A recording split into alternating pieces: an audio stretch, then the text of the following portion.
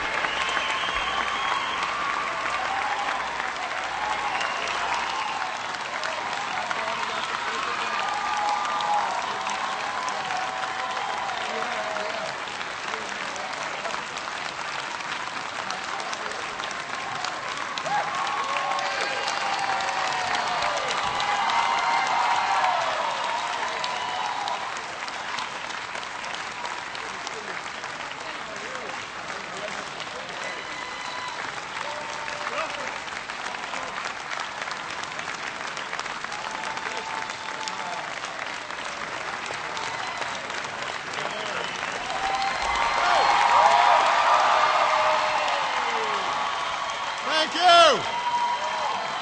Thank you. Thank you so much. Thank you, everybody. Thank you.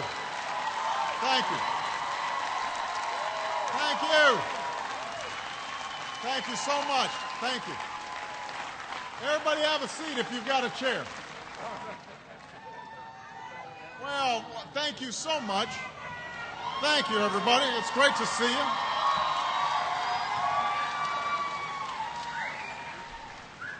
It's good to be back in Racine.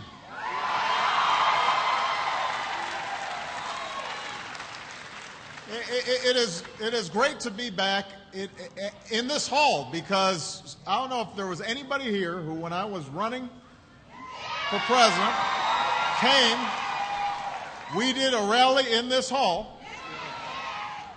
That's like, is that 3 years ago? 2? I did not have as much gray hair back then.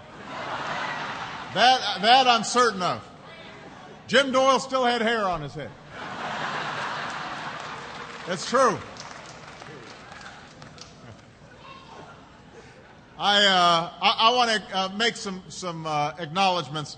First of all, you got one of the best governors in the country and one of the most wonderful first ladies.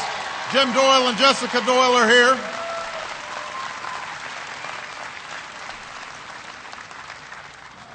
I want to acknowledge your outstanding and dynamic young mayor, John Dickert, is here.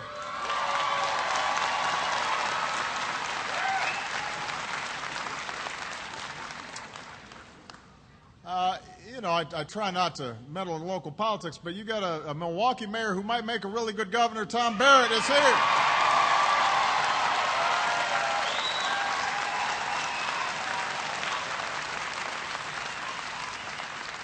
Got State Treasurer Dawn Marie Sass is here. And State Superintendent of Public Instruction Tony Evers is here.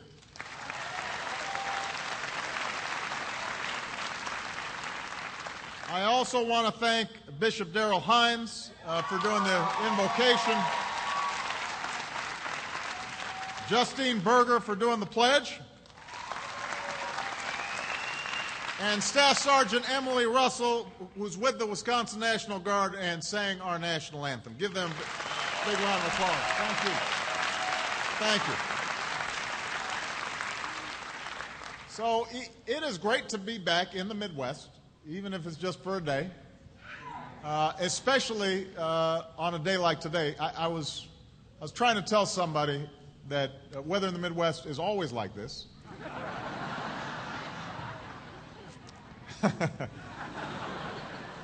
Lakes all calm and blue, and they didn't believe me.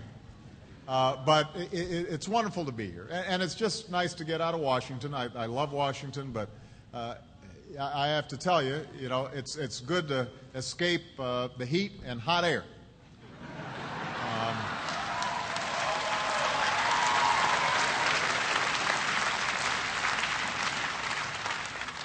So I stopped off on the way here to get a Kringle. It was nice.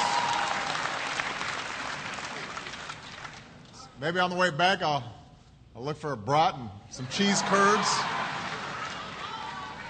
But don't tell Michelle.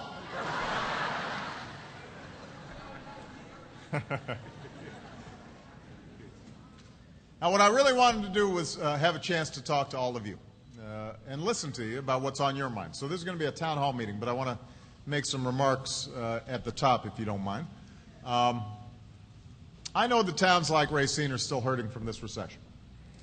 You know, this city has the second highest unemployment rate in the state, and I can only imagine how much pain that's caused and how many lives have been upended. And you've got, as I said, a dynamic young mayor who's thinking day in, day out about how to put people back to work, and the city has been cooperating with the state and federal programs to figure out how we can start incubating a bunch of growth here, but it's still tough. And some of you may be out of work, and you're tired of sending out resumes and not getting a response. Maybe you've got a job, but the bills seem to be stacking up faster than your pay is. Maybe you've looked through the family budget and you've got no idea how you're going to save for your retirement or send your kid to college. Or maybe you're a young person who's just about to get out of school and you're wondering what your job prospects are going to be. You know, I hear worries like this all the time from folks that I talk to in town halls like this, but also in the letters that I read each night from all across the country. And it's frustrating, and often it's heartbreaking. And that's why, even though there are plenty of challenges on our plate, everything from Afghanistan to Iran to the oil spill, all critical issues that go to our long-term prosperity and security. Nothing's more important than reversing the damage of the Great Recession and getting folks back to work. We had to take the country through some pretty tough steps to pull us out of the free fall that we faced when I took office. And I know that sometimes people don't remember how bad it was and how bad it could have been, but when I was sworn in, we were losing 750,000 jobs a month. Each month, we were losing 750,000 jobs. The economy was shrinking at 6%. It was contracting by 6 percentage points. That's faster than it had in decades. Today, it's growing again. Today, we've added private sector jobs for 5 months in a row. So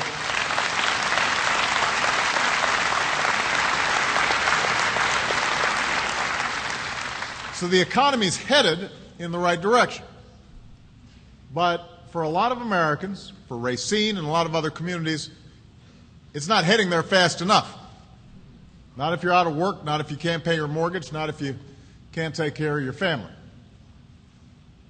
And the truth is, from the day we walked into the White House, we knew that the crisis we faced was so severe that it was going to take months and maybe even years to fully heal, to dig ourselves out of one of the worst recessions in our history. And that's why I've been fighting, in addition to everything we've done, for additional steps to speed up this recovery and keep the economy growing. We want an extension of unemployment benefits for workers who lost their jobs through no fault of their own.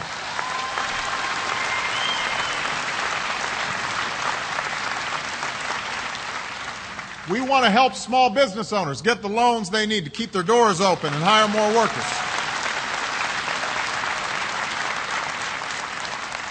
We want relief for struggling states so they don't have to lay off thousands of teachers and firefighters and police officers.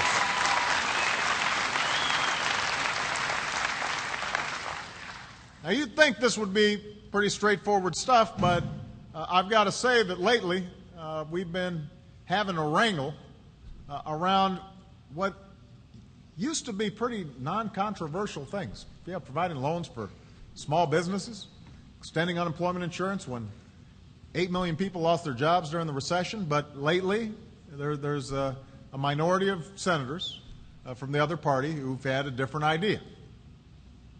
As we speak, they are using their power to stop this relief from going to the American people. And they won't even let these measures come up for a vote. They block it through all kinds of procedural maneuvering in the Senate.